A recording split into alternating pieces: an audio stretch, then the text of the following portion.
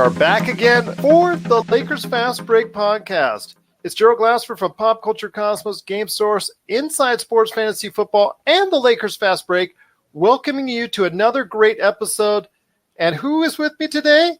Well, it's none other than the man behind lakerholics.net for great insight on some fan opinions on all over the spectrum when it comes to the Los Angeles Lakers. You got to check out lakerholics.net today. It is a good man indeed. It is LakerTom. And you know what, Tom? I'm just glad you came back and returned to the show. Well, it's a pleasure doing the last broadcast with you, Gerald, and I'm looking forward to the days. There's always something going on with the Lakers, that's for sure. That is for sure. I also want to give a big thank you to the lakerholics.net community who, upon posting the show onto lakerholics.net, got a big boost in downloads and listens. I want to thank them so much. And to the commenters on lakerholics.net about asking for other platforms, I am working on other platforms, but I will tell you, as per the request of one in particular, I did manage to get us on Stitcher, so you can find the Lakers Fast Break podcast not only on Anchor, not only on Spotify, but Stitcher for right now as well. And as we get more outlets, I will be updating you on that constantly on all the great Lakers sites out there. But my friend, the Lakers are still in the Far East at this point in time. They actually did manage to pull the game off in Shanghai, despite all the controversy, despite all the advertisements going down, despite all the threats, all the tension, all the things that were created by the controversy that was started by Houston Rockets general manager Daryl Morey with just one tweet. That's Twitter for you. All these controversies always start with Twitter these days here in this decade. When we look back on history for this decade, it's going to say most of these controversies emanated from one tweet on Twitter. I'm just going to tell you that right now. I mean, it's so funny how this thing works out as far as one tweet caused all this international uproar, all this financial and potentially costly situation in regards to the NBA and China and all that. But the Lakers did manage to go ahead and play a game against the Brooklyn Nets. They didn't quite exactly win. Now, mind you, it's just an exhibition game. They didn't have the players in there at the end that you would normally think would be there. But still, there are some things we'll talk about that later on here coming up. But I first want to get your thoughts on the situation now with China. As we speak, this weekend, the Lakers will still be playing another game in the Far East against Brooklyn again. Your thoughts on the whole NBA China situation and how it affects the Lakers, because they're not talking to press. Everybody's been shut down right now, so all you can really get is like just a game, and then that's it. No ambiance, no extra, no any outside things right now because of all the tension that's been created by the NBA China controversy at this point in time. It's really an incredible situation. As I was telling you earlier before we got on the air, I generally don't allow the blog to get going too much on politics or religion. You know, we try to keep sports separated, especially from politics. This is a situation where I basically felt a little differently, and I allowed the blog pretty much to discuss it different ends. And fortunately, everybody was pretty copacetic about it, and we didn't have any fist fights or anything, and no threats were thrown. But it's amazing how it all starts, like you said, with not even a tweet, just a retweet from Daryl Morey of support for the Hong Kong protesters.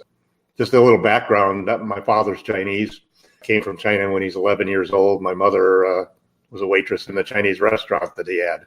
So I grew up as a bicultural kid, and then I spent about 20 years of my business career, manufacturing in Hong Kong and China. So I have a lot of friends both in China and in Hong Kong, as well as family in China. So I can understand, as the owner of the Nets put out a great article talking about the cultural differences and how you have to take those things in context when you're speaking on international situations like we have here. And for the NBA, I mean, 20% of the revenue comes from China. So when you start to factor that in and look at how it's going to affect the salary cap going forward and so forth, it's definitely an issue that has multiple layers. I think like any company trying to do business and trying to get access to the China market, the NBA has to be careful. Personally, I'm pleased with the end result of what David Silver has done. You mean Adam Silver? Adam Silver, yeah, I'm sorry. He's really taken a stance where he's going to support the freedom of expression that the NBA players have always prided themselves in. Unlike the NFL, for example, that really seems to not want to have their players be individuals or their owners. Silver's come out very strong in that defense, and with the realization also that this could have some very extreme circumstances as far as the future of the league goes in entering that China market. So I just hope that everything goes along well, and that maybe once the Lakers and the Nets get back home, that things will cool off a little bit, and we won't have to have a 20% adjustment on the salary cap next year. That's going to make a strange free agency market in 2021 if we don't have China as part of the participation. And it'll be interesting to see what happens. I think you see all of the players now starting to be pretty careful about what they say, not wanting to, affect their paychecks down the road. And it's a little bit of reality coming to boost on the whole idea that we're a global market. There's been so many politicians, so many individuals out there, keyboard warriors or basically commenters, even from the president on down, they've all been saying things about the NBA and their stance in regards to what was said. And I don't envy Adam Silver one bit in regards to the job he's had to do over the past week. This reminds me of one of the first few weeks that he was in office and the Sterling fiasco that went awry and all that. And he handled that brilliantly. This time, the first statement that the league put out over the course of the weekend was too vague. And that really just inflamed things even more on one side or the other. And then you have the statement that he made when he was in Tokyo just before he left to China.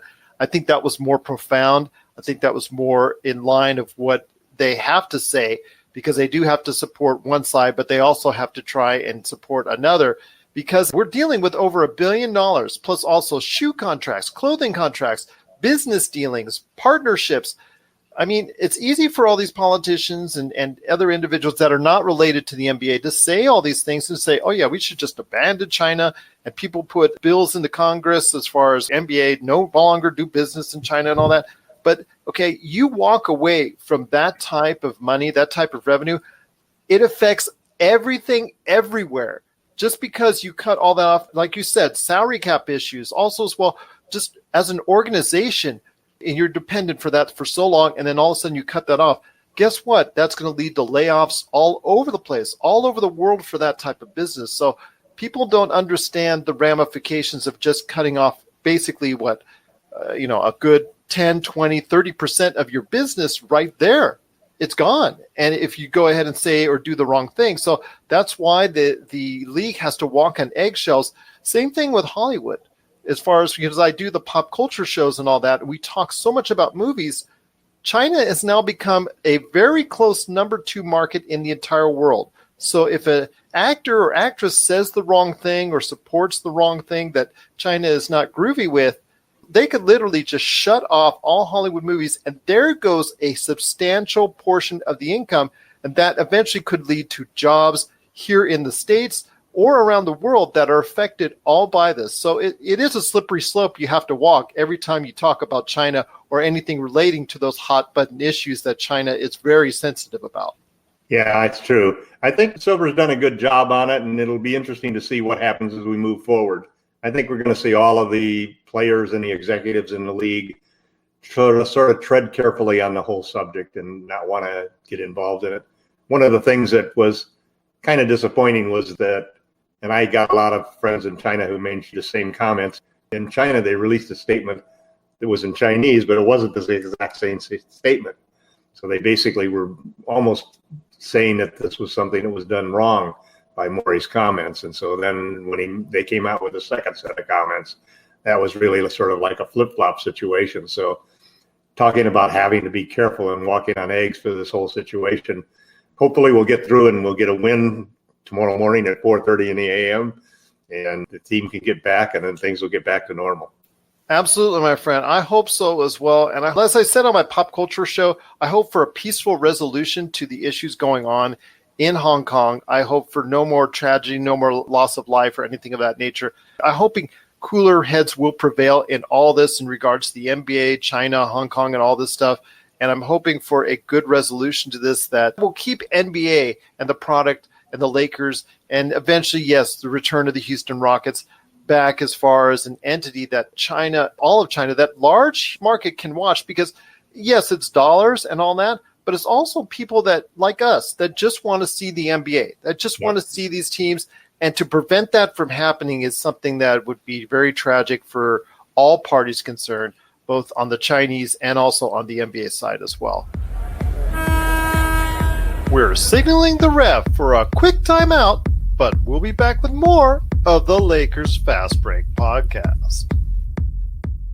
Check out what's been going on with the Pop Culture Cosmos Show and the PCC Multiverse. The better that these Marvel films do, the higher the standards are going to be for not just other films in general, but other Marvel films also. I think it's really hard to end a show with this many fans in a satisfying way. That's the Pop Culture Cosmos Show. And the PCC Multiverse. Playing worldwide on radio 7 days a week and wherever you get your podcasts. But there was a game, my friend. There was a game in Shanghai. Amongst all this controversy, there was a game in Shanghai that the Lakers played against the Nets. And like I said, they didn't come out the victor. I think they lost 114 to 111 was the final score. But there's some good signs, but there's also some concerning signs. But I want to hear your thoughts first on the game, your thoughts on breakfast with the Lakers. Well, I didn't get up at 4:30 to watch the game, but primarily the reason was that PG&E had cut our power off in Northern California where I live. But I've gone back and watched a lot of the replays and things in the game, and there were some very good signs. I think that Anthony Davis, you can talk about LeBron James and how important he has been in a transition, but long-term, Anthony Davis is the future of the Lakers. Had 5 assists in the first half. Hasn't shot really well from deep, but is basically unstoppable, is playing great defense. He's the one center we have who can actually go out there and defend somebody out to the three-point line. So I thought that was really good signs. Dwight Howard did not look as good as JaVale McGee did. McGee really looks very quick. He's much better, stronger on offense, and defensively he's able to go out and chase a guard and have that guard still, when they attack the basket, he's blocked a couple of those shots. And he looks very strong, and I expect him to be the starter once we get into the regular season. The other player who really surprised me and looks like he's playing exactly like he finished the year, Alex Caruso. He's shooting the 3 ball just as well as he did at the end of the year. He's playing outstanding defense, and he's one of the few guys who seem to be able to stop the Nets from shooting 3-point shots. They made 20 out of 41 shots, almost 49%. And Frank Vogel basically has already admitted that his offense is a defensive stance is pretty much the same as it was when he was with the Pacers, and that he's going to keep his big men down close to the basket. He wants to protect the rim. So a lot of times we're going to see it's going to be up to the perimeter players to play a lot tighter on their men, to stay, if they're going to trail them around screens and so forth, they've got to be right on their rear. They can't be allowing guys to get the open shots that the Nets had during the game when they beat the Lakers. So it'll be interesting to see what happens tomorrow morning at 4:30 and whether or not some of these things can be corrected. Part of the problem probably was a change in the lineups. Frank has said that he wants to try out different combinations of players. The first game we had, besides AD and LeBron, we had JaVale McGee at center, and the guards were Danny Green and Avery Bradley. This time in Shanghai, he went with Rajon Rondo and KCP as the guards and gave Dwight Howard a shot at center. So you basically had 3 defenders who weren't as good at covering players who were taking shots out at the 3-point line, and the Lakers played the price because the Nets were smoking when they were doing that. Even with Kyrie getting injured in the first minute of the game and so forth, they were still able to hold on and win it. I think, like you said, though, at the end of the game, was tied 111, and Norville had a steal and had a chance to go down and make a basket for that, and he missed the basket and didn't get the rebound, and they came back and got another shot, and that was the game pretty much. So you just can't count on these preseason games because the coaches are trying out a lot of guys, making sure that everybody gets it out there. They're trying to see what combinations work best. The things I think we can take out of it really positively are that AD and LeBron seem to have a tremendous chemistry already together. Both you started the season thinking that it was going to be LeBron feeding AD all the time, but now it's turned out that it's both players feeding each other, and that's going to really help. I think McGee is looking very strong. Howard still is playing well, and maybe he's going to improve and get a little quicker as we move through the season. The guard situation will be interesting. I think it's a wide open field now for who's going to be the starting guard next to Danny Green. And the Lakers have good depth. Rajon Rondo, even though he's not playing great defense, is shooting the three ball really well and shooting it confidently. Even Vogel has said so, and I think he's hit 4 out of 8 in his first 2 games. It'll be interesting to see who they start in Game 3 and what happens when they have to play the Nets again with a little more experience against that same team. Well, all I can say is if Rondo does not keep up the shooting, those glaring weaknesses in his game are going to just be out there even more because perimeter defense was just awful.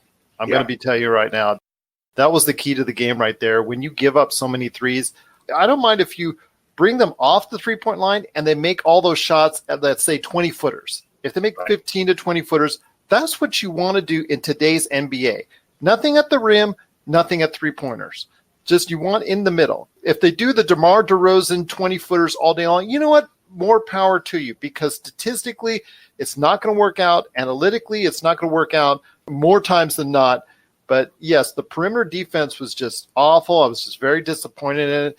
Just saw them the way KCP and also Rondo and to a certain extent, all the guards just were not being able to go ahead and stay with the perimeter players or not even the forwards as well. I mean, anybody guarding at a small forward position. I mean, the Nets really had like 3 or 4 different players that were just continually hitting shots from the outside. That was a detriment as far as the overall aspect because the Lakers pretty much owned every other aspect of the game except for the three-pointers where they got killed. And that's going to be something in today's NBA you have to be wary of and have to try to prevent even more. So, yes, I know a lot of people are, and like yourself, Tom, have complimented Rondo. I know you've heard my back episodes and my affection for where Rondo should be as far as that's concerned. A Caruso, 3 or 4, you can't argue with the three-point shot. Right. I wish for him to understand more the complexities of distributing. Also as well, when to take a shot inside the three-point lane or not, because once he got inside the lane, he found issues with it. I found him to be uncomfortable. He wasn't going to the lane. He was just trying to take mid-range shots, and they were not following for him.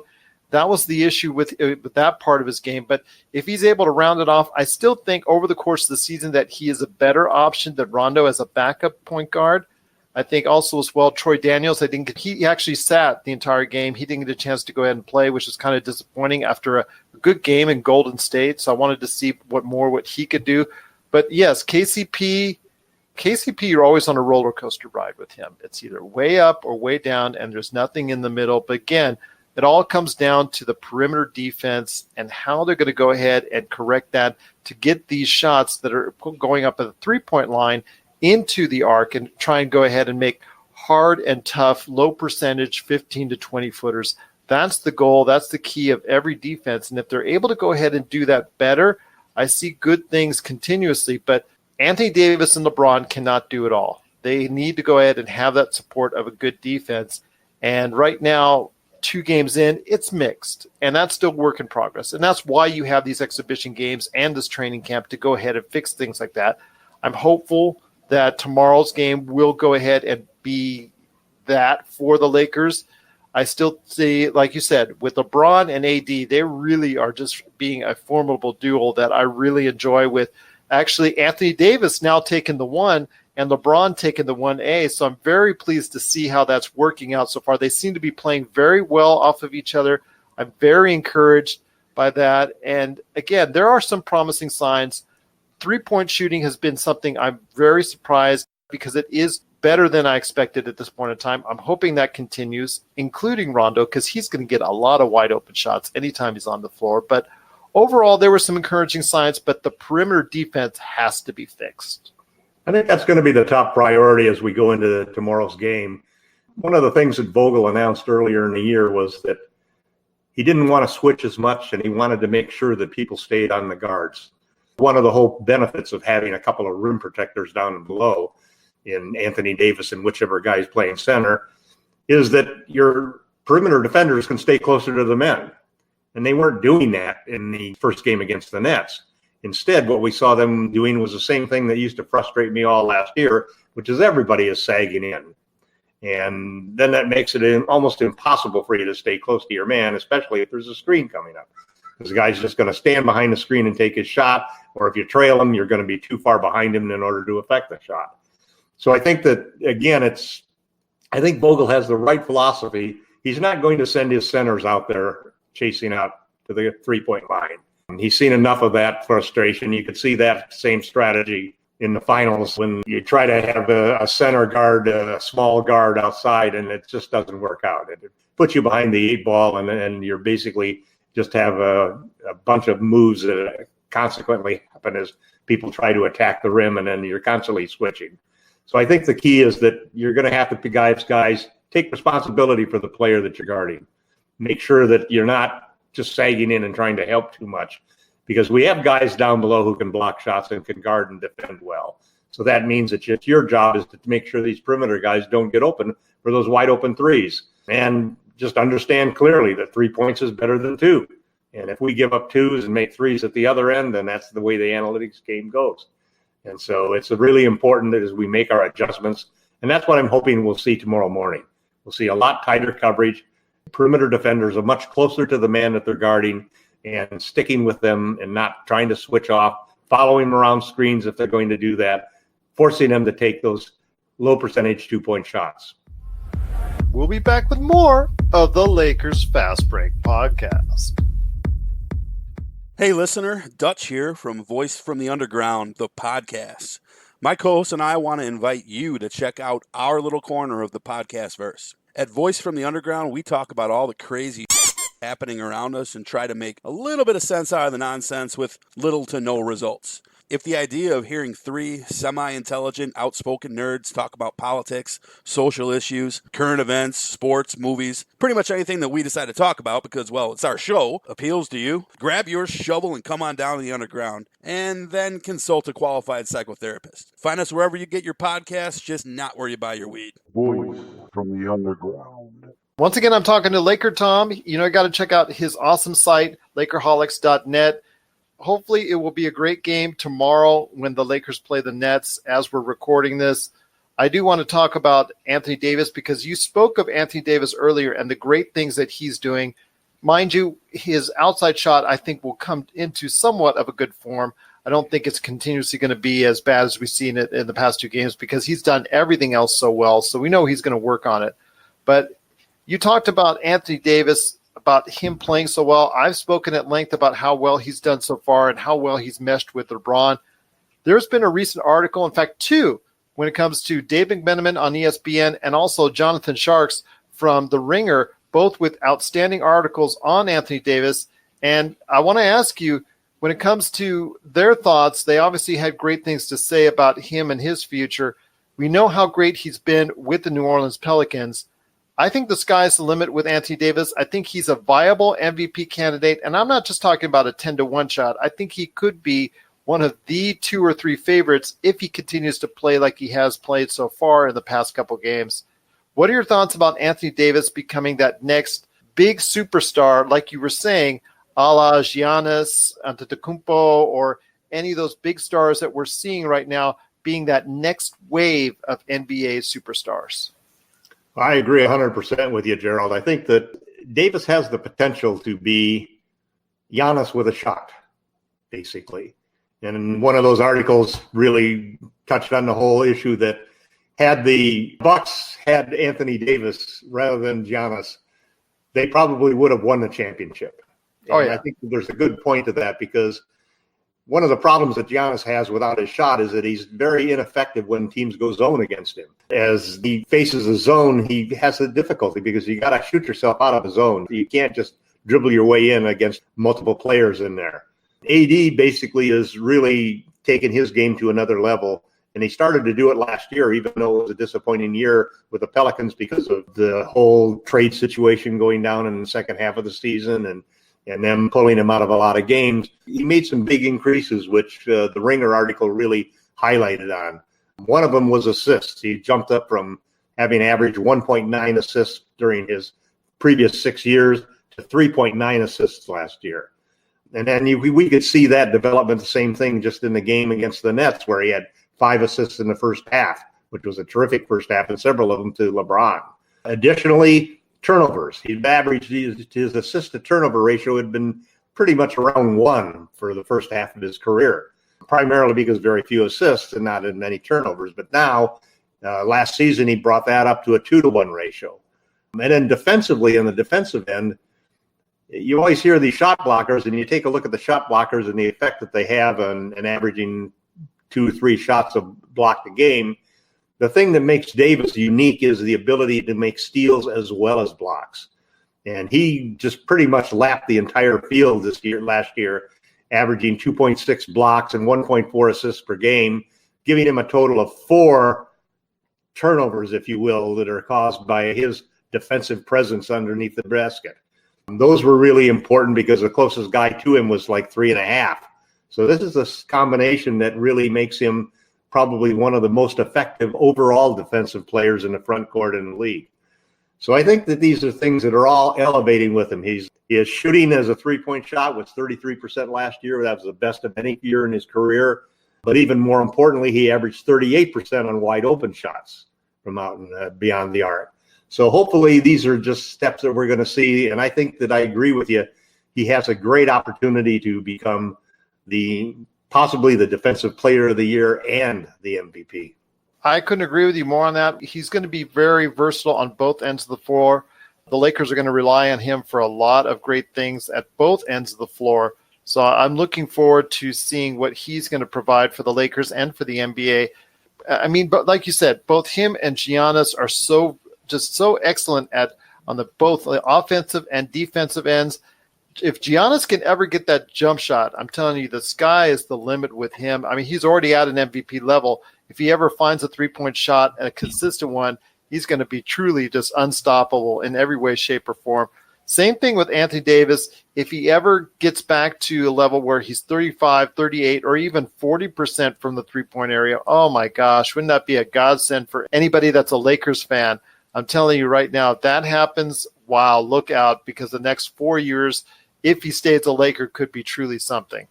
My friend, I want to ask you this as we close out the show. I know you wanted to talk about the best options for the point guard, which, as you heard on my show already, is always a point of contention, whether it's you, whether it's Darren Levy, whether it's TJ Johnson, whether it's Boomer Peralt, everybody who I've spoken to at length on the show, that's always been a point of contention with me, because I think it is a key that you have some sort of stability when LeBron is either out of the game or even to play off of LeBron, because it makes things a lot easier. I want to hear your thoughts on the situation with point guard. Who should they start, and who, importantly, should back up as well? Well, I'm probably going to have some difference of opinion with you, Gerald. I definitely don't want to start Rondo. I think that would be a huge mistake for the Lakers to make. He just does not have the defensive presence that he used to have as a younger player. He's lost a step. He tends to sag in all of the time, so he's always rushing out to try to block shots from guys behind the line, and he's just not aggressive enough. Also, on the offensive end, I think that his 3-point shot may look good now, and he did shoot 36% last year, which is not great, but not bad. Well, that's about league average, just to let you know. Yeah, it's league average is like 35.3% or something like that, so it's slightly better. Wide open threes. Yeah, no, they're giving him wide. I mean, they're backing up. Everybody is like on the other team is just backing up. Actually, they were actually walking to the bench just to make sure that he can go ahead and shoot those shots seemingly, because he's wide open on them. But I did want to elaborate again, as I've spoken with TJ about. My point of contention is this with Rondo. Again, he is 81st last year out of over 100 point guards. So he's on the lower echelon defensive rating. So his efficiency is just not there.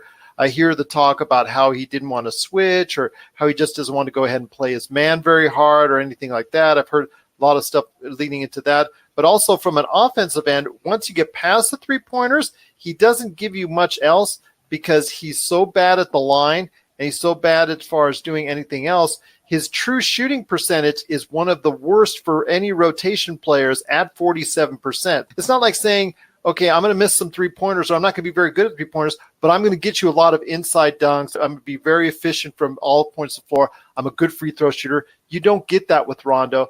I mean, what you get with Rondo is leadership. What you get for him is in floor intelligence. What you get for him is experience. He's in the video room all the time. What I've heard, he's always examining other players, other teams. that part I commend him, and I think he has a future as a coach. I just wish that future was more now than later. But go ahead, as you were saying, as far as I think Rondo's role is pretty obvious on this team, and I do think that he's probably our best option as the backup point guard. Because if you don't have LeBron in the game, then you definitely need to have somebody who can handle the ball and deliver some assists. And I don't think we have anybody else on the team, basically, who's a playmaker. That's the biggest problem. I know Caruso is trying, but I don't think he's quite there. Caruso's not really. Caruso's sort of a combo guard that he can make an assist here and there, but he always seems to miss those easy bounce passes coming off of the pick and rolls, and that drives me nuts. He needs to work on the lob. Yeah, I think it's sort of an open competition for the starter. I think Rondo, and I think Vogel has also said this, that he's basically going to stagger LeBron and Rondo to make sure he's got a playmaker on the floor. We don't have anybody else that's equal to either one of those two, and you just have to hope that Rondo's engaged enough that he'll earn more offensively for us than he gives up defensively. As for the starting point guard, I think it's going to end up being between Caruso and Bradley, but I expect Bradley to be the one who's still going to survive. But I do think Caruso's going to get minutes. The one thing I've noticed, and I didn't see the second Nets game, but in the first game, the minute Caruso got in there, the offense was organized. You know, the team ran plays that they were supposed to run. They met the right options. He made most of the right passes. I think it is a problem once he gets inside of the lane. That's something that is a weakness of his, both on being able to deliver an assist or, as you said, a lob. But he definitely is shooting the three ball very well and can take care of the ball, and his defense is outstanding. He's probably the best defender of the point guards that we have, especially for a larger guy. Bradley's a couple of inches shorter, struggled mightily defending larger three-point shooters. There were a lot of the three-point shots that came from the Nets game, as I was watching the replays, were shots done by small forwards, wing players. We don't really have that wing player, which is why we need to get Iguodala added in there. If we could get Iggy to fill up and be that backup for LeBron at the wing and then keep Kuzma at the four, we'd be a much stronger team. So it'll be interesting to see what happens in the Nets game on tomorrow morning. I'm hoping that we'll see Bradley get another start. Maybe Vogel's going to go in there and try Cook or somebody else totally different. It'll be interesting to see if he starts now narrowing down. We've still got, I think there's a total of 6 preseason games altogether. So this is our third. We'll have 3 games left after that. We may see less and less of LeBron and AD as we go forward. So it'll be interesting to see. Well, I'll tell you what, my friend, it looks like it's going to be a heated competition all the way to the last exhibition game, to where Vogel's going to decide where to go with as far as the point guard is concerned. Shooting guard, I'm going to tell you, my friend, I'm not a KCP fan. I really think that Troy Daniels should get an opportunity. Yes, Troy Daniels has been in the league 7 years. He's played for 6 different teams for one reason. He can't play defense very well. Right. No, he can shoot the rock. Yes, but he can shoot the rock. And having those options available with him and Danny Green both at the same time would be awesome. But then again, like I said, it's all up to Frank Vogel and how he distributes it out. We're going to talk about that in another episode. We'll talk about how KCP, how Troy Daniels, how Danny Green, how they fit in this equation as far as the Lakers are concerned. We'll go ahead and talk about that on the next time you and I get a chance to chat. But I'll tell you what, it's just such a great pleasure, as always, to talk to you, my friend. I want to ask you this as we leave on. If, for somebody who hasn't seen LakerHolics.net, what are you hoping to provide them when they come by and check out, as a Lakers fan, LakerHolics.net? I originally created the site to try to have a site that was a little bit different from the Barstool type sites that generally tend to have fans yelling at each other and throwing around quick ideas and so forth. So what we're trying to do is to have a conversation about the Lakers and to have some analysis in there from fans and different points of view. So I tend to think that it's for somebody who wants to have a serious discourse about who should be the point guard and what are the reasons for. Almost similar to the discussions that we've had on these podcasts, Gerald. So if you're a Laker fan who enjoys talking to other Laker fans, wants to look at the positive parts about it, isn't afraid to criticize certain people, but want to keep an open mind and learn more from other fans and get appreciation for the different points of views as to who should play, who should start, who's important, and who should be traded down the road as we go through the season, LakerHolics.net is a perfect place for you to come and have a nice communication with us. Absolutely. It is a great place to go. I'm so thankful and honored to be part of it as far as trying to create the Lakers Fast Break podcast into it. I will go ahead and try and see if I can interact with the community as well from time to time. Although I'll tell you what, there's some great people that are with you guys right now, like Magic Man. He does a great job at helping you out on the site. Just so many great people that are part of lakerholics.net. If you have not had a chance to check it out, I encourage you so much to do so, because there's a lot of great people there that have a definitive love for the Lakers. You got to check it out today. That is lakerholics.net. I think you'll be glad you did. Thanks a lot, Daryl. Appreciate the pick. Oh, no worries, no worries. Just anytime at all, my friend. I'm just glad to have you on the show as always. Sound like a good thing next week to be talking about more Lakers? Sure does. All right, absolutely. Oh, yes. There you go. Count him in. Hopefully your power will stay on this time. Yeah, I know. That'll be fun. I won't tell you what I think of PG&E. Oh, okay. That's for another podcast. We'll go ahead and create a podcast in and of itself for PG&E, although I'm sure tens of thousands of fellow Californians would also probably say the same thing as well. So I'll tell you what, I'm glad you had the power back up. Hope you will check out the game. And everybody out there, enjoy the Lakers game this weekend against the Brooklyn Nets. Just so happy to have you part of the show, LakerTom, as always, right here on the Lakers Fast Break podcast.